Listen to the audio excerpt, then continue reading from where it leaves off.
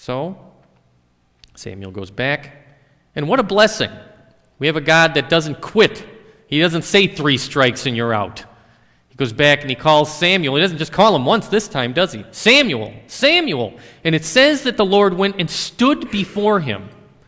Now, we don't know if the writer is trying to communicate to us that it was an actual physical presence of God that Samuel could see visually in some way, but that picture alone, I think, is stunning enough, that God would come to him in the temple and call to him, and this time Samuel's answer is different. Speak, for your servant is listening.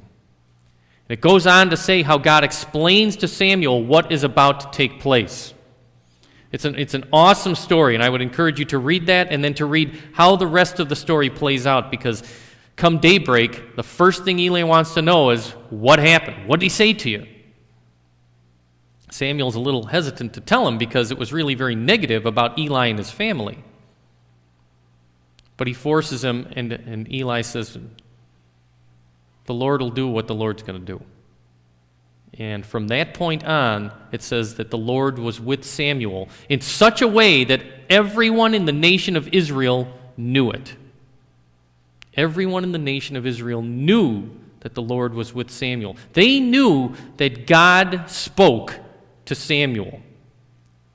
Now, I think that's a significant statement if you stop and think about it.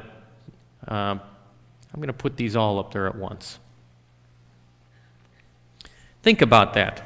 All right, we've got a young boy, we've got an older man. So there's some contrast going on there. Does it have anything to do with you and I? I think it does. I think what the picture is here is significant for you and I to stop and think about maybe something that Jesus said in the books of both Mark and Luke, when he says, if you don't receive the kingdom like a little child, you're not going to get in. Why did God call Samuel and not Eli? Eli had served him for years. But Samuel was listening. Eli didn't get it. Samuel knew somebody was calling. He was innocent enough that God could work with him. I think all too often as adults, we allow so many things to get into our life and complicate our life that we get to a point where we're so consumed with everything that we need to do as quote-unquote adults that we miss the big picture sometimes. We're so busy being busy that we don't hear anymore when God is speaking to us. You know, it's like the old Bugs Bunny cartoon where he goes walking off a cliff and he's standing in midair and somebody says, you can't do that. He says, well, you know, the law of gravity, you should fall. He said, well, that's okay. I never studied law. Who knows? Maybe we could all do that. I don't know. I think it's important for us to maybe think about in our faith, maybe getting back, moving back to a place where we have a mindset like a child, where we're willing to be completely open and listen to anything at all that God might say to us. I think it's significant when it says that the word of the Lord was rare in that day. Do you think that would be an accurate statement for today? Do you think it's fair to say that the word of the Lord is so rare that there aren't people who hear God speaking anymore today? I think that's an important question for you and I to ask. Should we be hearing God today? Is there any reason why we shouldn't hear God today? And how about the lamp of God? What does that have to do with you and I?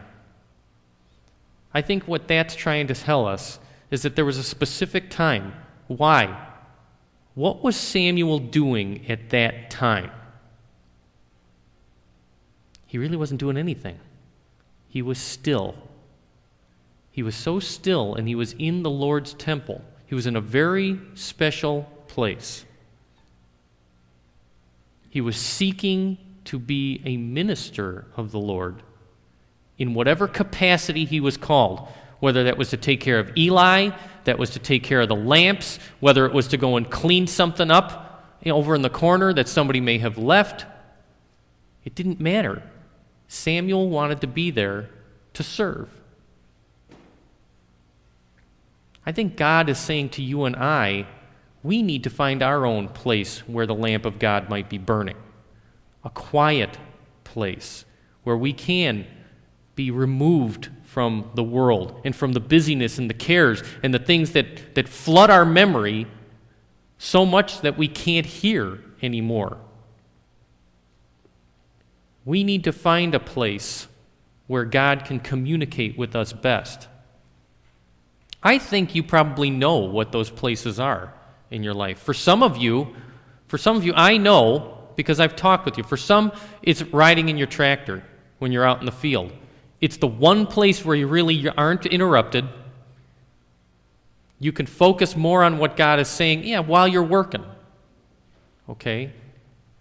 For me, one of the places is to be alone here in the sanctuary or when I'm out running. It's just a way that I feel closest to God. Maybe it's when you're building something. Maybe it's when you're caring for people. God has a place where he can communicate with you and I best. We need to find that place. We need to do something about, once we get there, changing how we operate.